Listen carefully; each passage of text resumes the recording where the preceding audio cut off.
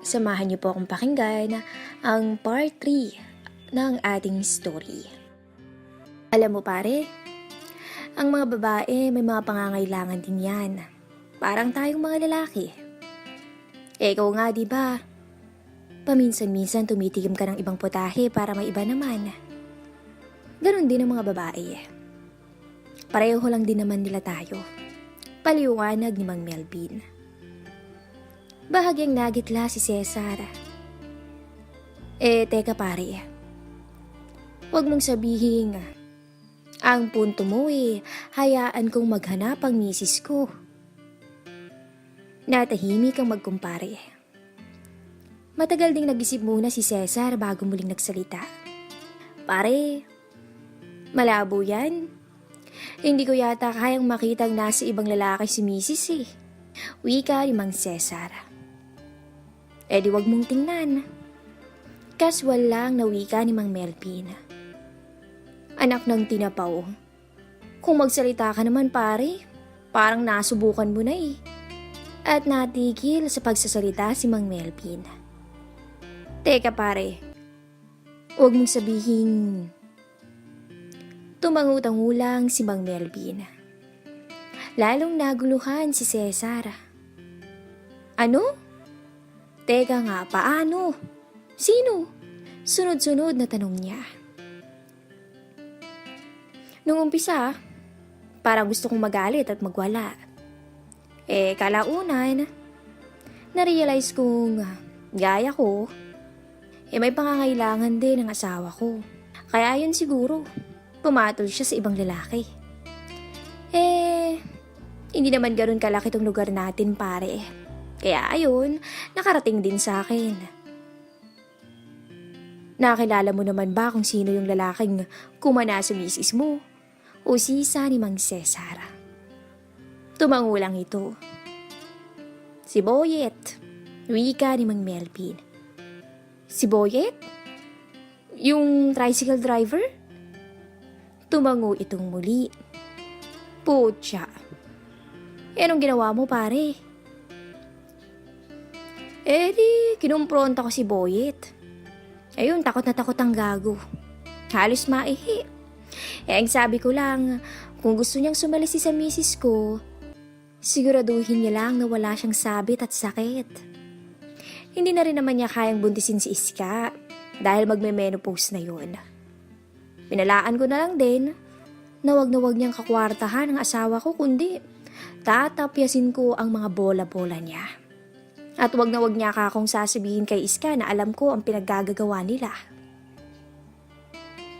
Wika ni Mang Melvin. Yun na yun? Hindi mo man lang binanatan yung damuhong yun. Sagot ni Mang Cesar. Umiling lang ito. May pagkakataon na gusto kong kumprontahin si Iska. Pero sa tuwing uuwi siya ng bahay, na alam kong nakapagkita siya kay Boyet, nakikita kong parang maaliwalas ang mukha niya at magaan lagi yung pakiramdam. Simula nun, mas naging maasikaso na siya sa akin. At mas naging maalab ang pakikitungo niya sa akin tuwing naglalabing-labing kami. Tumingin sa malayo si Cesar. Halatang malalim ang iniisip. Tapos tinungga nito ang bote ng alak. Tumawag nga pala si Rina, sweetheart. Wika ni Aling Miriam habang nagluluto. Sabado ng hapon yun. Kamusta ba siya? Kailangan niyang pera? Baka hindi na siya nakakakain ng 3 beses isang araw doon sa boarding house niya, ha? Pag-aalala ni Mang Cesar. Hindi naman. Sapat naman ang pinapadala ko sa kanya. Tsaka, parang hindi mo naman kilala ang anak nating yun. Magaling sa pagbabudget ng pera yun Wika ni Aling Miriam. Kung sa bagay, pagsang-ayon naman ni Mang Cesar. Luto na ba yan? Malapit na to. Mukhang tulog pa yata yung kainuman mo sabi niya. Mamaya lang gising na yun. Si Arthur? Kasalukuyang nagluluto ng sisig at ilang pampulutan si Aling Miriam. Naipaalam sa kanya ng asawang si Mang Cesar na nagkayayaan nga daw ito at si Arthur na mag-inuman ngayong gabi. Mabuti na rin yun. At least dito lang sila at hindi na siya mag-aalala kung saan pa mapapadpad ang asawa niya para makipag-inuman. Ay siya nga pala, Cesar. Aalis pala ako mamaya-maya. May konting salo-salo kami ng mga kasama ko sa simbahan. Kasama namin si Father at saka yung nanay niya na galing probinsya. Baka gabihin na ako kaya lulutuan ko na rin ang ulam si Bunso para may hapunan na siya mamaya, wika niya. Tumangulang ang asawa. 6:00 ng gabi, nang umalis si Aling Miriam para pumunta sa salo-salo. Nandoon ang mga kababaihang kasama niyang deboto ni Mary Magdalena. Andun din si Father at ang nanay nito. Matanda na ang ginang, ngunit banaag mong masayahin pa rin ito. Lampas 8:00 na nang matapos ang kanilang salo-salo. Naabutan niyang masayang nagiinuman ang asawa niya at si Arthur sa sala. Binati siya ng asawa. Halatang may tama na ito. Magandang gabi ho, Aling Miriam. Bati ni Arthur. Magandang gabi din, iho. Mukhang nagkakasayahan kayo Bati rin ni Aling Miriam. At naramdaman niyang may kung anong init na namang lumukob sa kanya. Naka-t-shirt na puti lang si Arthur at shorts na pang basketball. Talagang napakamacho nitong batang to, sa isip-isip ni Aling Miriam. Pinuntahan niya ang bunsong anak na si Kevin upang kumustahin ito. Tapos ay dumiretso siya sa kwarto nilang mag-asawa at kumuha ng pampalit na damit. Tinungo niya ang banyo at naligo siya. Tapos ay bumalik siya sa kwarto at nahiga na sa kama. Dahil sa pagod maghapon, nakaidlip agad si Aling Miriam. Lampas 12:00 na nang magising siya. Silipat niya ang kama. Wala pang asawa niya at naririnig pa niya ang boses nito sa sala. Inayos niya ang sarili upang labasin sana ang asawa. Naabutan niyang nag-uusap pa rin ang dalawa. Mukhang seryoso ang pinag-uusapan. Pero alam din niyang lasing na ang asawa niya. Hoy, kayong dalawa dyan. Wala pa ba kayong balak matulog? Wika ni Aling Miriam. Oh, sweetheart. Naga-heart to heart lang naman kami nitong si Arthur Sagot ni Mang Cesar. Tama na yan. Lasing ka na. Matulog na tayo. Aya ni Aling Miriam sa asawa. Nakita niyang bumulong ito sa tenga ni Arthur. Lasing na rin si Arthur, ngunit kaya pa nitong dalhin ang sarili. Tinitigan siya ni Arthur. Tapos ay lumagok ito ng beer na hindi inaalis ang tingin sa kanya. Na-conscious tuloy si Aling Miriam. Bahala kayo. Basta ako, dito na ako matutulog sa sala. Wika ng lasing na si Mang Cesar. Tapos ay humilata ito sa sofa at ilang sandali pa ay naghihilik na. Pasensya na ho kayo, Aling Miriam. Nalasing yata ng gusto ang mister niyo. Wika ni Arthur. Tumayo ito at dinampot ang pinggan upang dalhin sa kusina. Tumulong na rin si Aling Miriam. Tapos ay nakita niya naghilamos sa gripo sa lababo si Arthur. At saka bumalik sa sala upang tumulong pa ulit maglikpit. Nako, hayaan mo na yan, Arthur. Bukas na yan. Pumanhi ka na't magpahinga ka na rin. Wika niya sa binata. Nakakaya naman ho sa inyo. Sagot naman ito. Ayos lang yun. Sanay naman na ako di lalo pa pag ang ninong Melvin mo pa ang kainuman niyang asawa ko. Kailangan ko pang tumawag kina Marang Iska para sunduin ang ninong mo rito. Kwento ni Aling Miriam at nagtawanan silang dalawa. Paano po itong si Mang Cesar? Dito na lang ho siya sa sofa? Tanong ni Arthur. Oo, ano na yan dyan? Dyan na yan magigising bukas. Teka't ikukuha ko na lang ng unan sa kwarto. Sige na at pumanhik ka na. Ayos lang siya dyan. Tapos ay tinungo na ni Aling Miriam ang kwarto nilang mag-asawa. Kinuha niya ang isang unan at tinungo niya ang aparador upang kumuha ng malinis na t-shirt pamalit ng asawa. Nang biglang naramdaman niyang may yumakap mula sa likuran niya at inamoy-amoy ang buhok niya. Ang bango ng buhok niyo, Aling Miriam wika ni Arthur. Sinundan na pala siya nito. Biglang tumayo ang mga balahibo ni Aling Miriam sa katawan. Dahan-dahan siyang pumihit paharap kay Arthur. Arthur, lasing ka na. Nagpipigil na wika ni Aling Miriam. Pero patuloy lang si Arthur sa pag-amoy ng buhok niya. Bumaba pa ang bibig nito sa tenga niya at saka bumulong. Pwede ka ba ngayon, Aling Miriam? Wika nito. Oo. Tama ang nadinig ni Aling Miriam. Tinatanong ng binata kung pwede ba siya ngayon. Yun yung matagal nang hinihintay ng ginang Wala nang gising sa buong bahay. Bukod sa kanilang dalawa. Ang asawa niya ay bagsak na sa kalasingan sa sala. Agad niyang hinalikan ang labi ni Arthur. At naamoy ang amoy alak nitong hininga. Siyempre, hindi na siya papakipot pa. Lumaban din si Arthur at humigpit ang yakap nito sa kanya. Maingat siyang binuhat at inhiga ni Arthur sa higaan. Gumapang pababa ang halik ni Arthur patungo sa leeg ng ginang. Grabe! Totoo na talagang nangyayari ang lahat ng to sa isip-isip ni Miriam. Ngumiti si Arthur. Aling Miriam, alam niyo, napakaganda niyo ho talaga. Namula siya sa sinabi niyo ng binata. Hindi siya makapaniwalang ang lalaking kinababaliwan niya ay nagagandahan din pala sa kanya. Sinulit ng dalawang pagkakataon na yun. Habang lasing ang asawa ni Miriam. Pawis na pawis si Arthur. Ngunit parang hindi ito napapagod. Iba talaga pag bata pa. Mas mataas ang stamina sa isip-isip ni Aling Miriam. Napadako ang tingin niya sa pintuan. Nakabukas pala yun. Marahil hindi na isara ni Arthur nang pumasok ito kanina.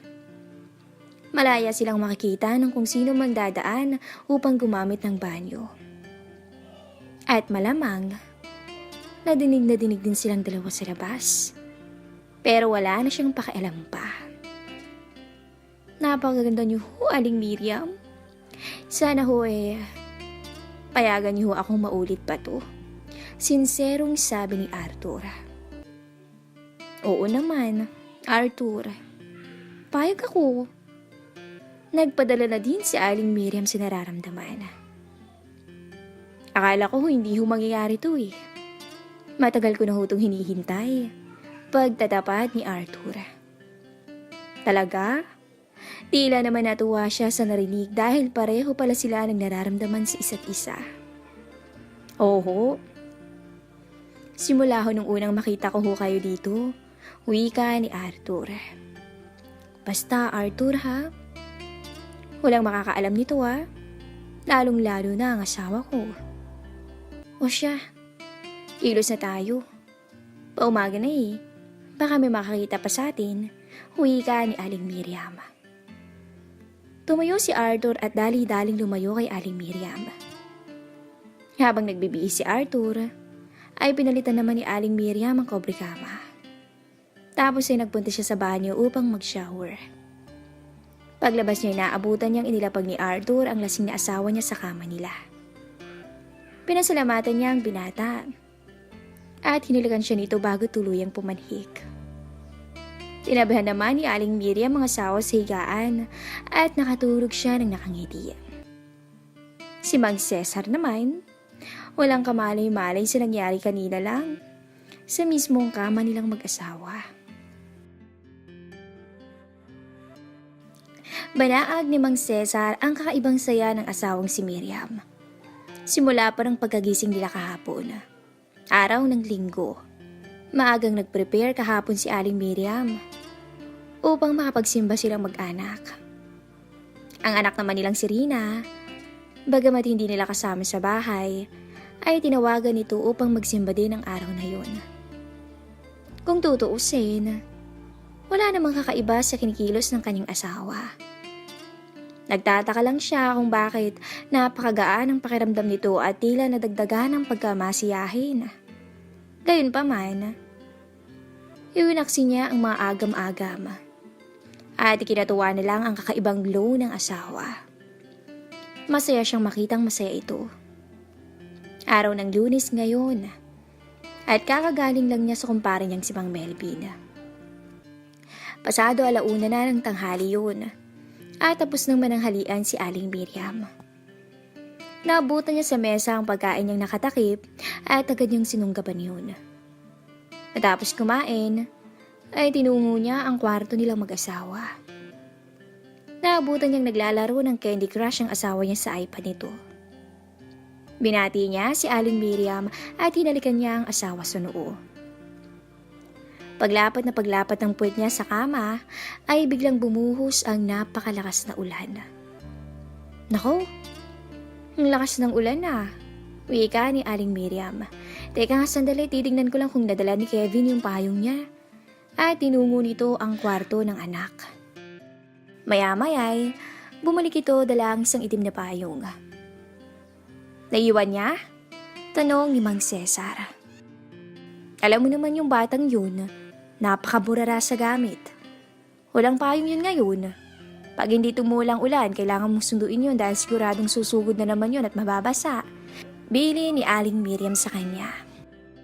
Sige sweetheart. Pagpahayag naman ni Mang Cesar. Talaga yung batang yan, hindi na nagtatanda. Yamot na wika ni Mang Cesar. Ano nga palang oras ang uwian nun? Tanong ni Mang Cesar. 5:00.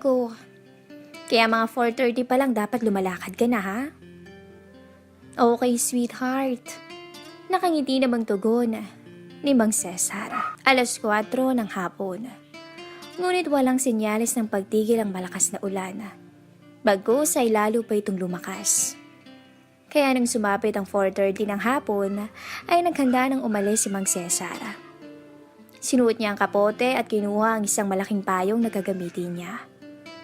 Binitbit niya rin ang naiiwang payong ng anak na si Kevin. Tapos ay lumakad na siya upang sunduin ito sa eskwelahan. Naiwan sa bahay si Aling Miriam at isang bagay lang ang pumasok sa isip niya. Umarap siya sa salamin upang ayusin ang sarili. Bahagya siyang nagpulbo at naglipstick. Tapos ay inayos niya ang buhok at sinipad ang refleksyon niya. Maripis na blouse at malambot na palda lang ang suot niya. Sinulyapan niya ang wall clock. Mag-alas 5 na ng hapon. Kailangan ng gumising na Arthur dahil papasok ito sa panggabing trabaho nito. At gigisingin niya ito sa kakaibang paraan. Napangiti si Aling Miriam sa sarili. Marahan siyang umakyat sa second floor. Wala namang tao ng mga oras na yun dahil lahat ng tenant niya ay nasa kani-kanilang mga trabaho. Maliban sa matandang mag-asawang tiyak na nagpapahinga ngayon upang samantalahin ang malamig na klima bungsod ng malakas na ulan. Dumiretso siya sa kwarto ni Arthur. Pinihit niya ang seradura at hindi iyon nakalak. Pumasok siya sa loob. Isinara ang pinto tapos ay nilak yun. Natagpuan niyang mahimbing na natutulog si Arthur. Nakalatag ang Mala-Adonis itong alindog na kahit atasan to ay hindi matatanggihan. Pinasadahan niya ng tingin ang putahing nasa harapan niya. Simula sa gwapong mukha nito, pababa sa maskuladong pangangatawan. Pababa sa matitipunong binti hanggang sa malinis itong malaking paa. Tapos ay binilik niya pa itaas ang tingin niya. At tumigil yun sa pagitan ng kita ni Arthur. Tulog pa ang nakatagong bukol roon. Ngunit sadyang malaki ang bagay na yun para hindi mahalata. Hindi na siya nakatiis pa at lumapit. Naupo siya sa gilid ng kama. At sinubukang gisingin si Arthur sa naisip niyang paraan. Hanggang sa unti-unting nagmulat ng mata si Arthur. Bahagya itong nagulat sa tagpong kinamulatan. Ngunit kaagad ding ngumiti nang makita ang kalokohan ni Aling Miriam. Marahan siyang hinila nito palapit at hinalikan sa labi. Magaan at malumanay. Tapos ay kumalas ito at ngumiti. Ang sarap naman ng gising ko, wika ni Arthur. Tapos ay hinila siya nitong muli. At hanggang sa hindi na nila napigil ang mga sarili at natalo na nga ng makamundong pagnanais sa isa't isa.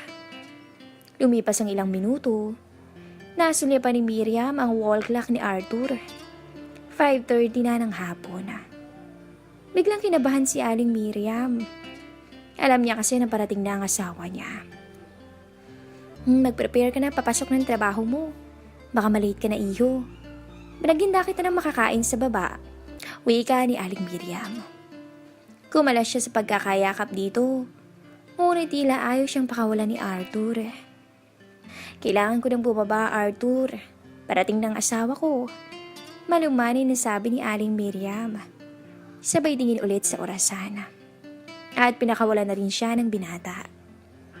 Bumaba siya ng kama at nag-ayos ng sarili niya habang nakamasid si Arthur. Tapos ay itinali niya ang buhok. Lumakad siya patungo sa pinto at nakita niyang tumayo na rin si Arthur. Pinihit niya ang seradura ng pinto. At nang lumingon siya ay nakita niyang naglalakad palapit sa kanya ito. Natuon ang atensyon niya sa malakabayong dala nito na sumasalimbay. Habang naglalakad ito, huminto ito sa tapat niya at niyakap siya sa bewang. At maya-maya nga'y naramdaman niyang unti-unti na namang ginaganahan si Arthur. Aling Miriam, pwede ko bang paisa pa? Bulong nito sa tenga niya.